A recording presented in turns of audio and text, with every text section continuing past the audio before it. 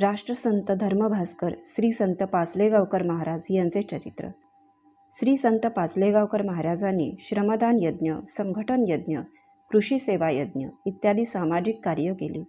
सर्पोपचार, मानसिक रोग निवारण इत्यादी समाजसेवांतर्गत कार्य केले.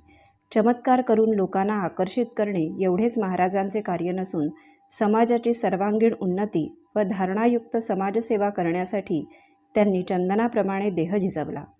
धर्म व विज्ञान यांची सांगड, सामूहिक शीलसंवर्धन, सुदृढ व निरोगी समाज, अंधश्रद्धा निर्मूलन, धर्माबाबतच्या भोसड भाबड्या कल्पना आणि श्रमदान हीच परमेश्वर सेवा आदी गोष्टींवर त्यांच्या प्रचाराचा भर होता.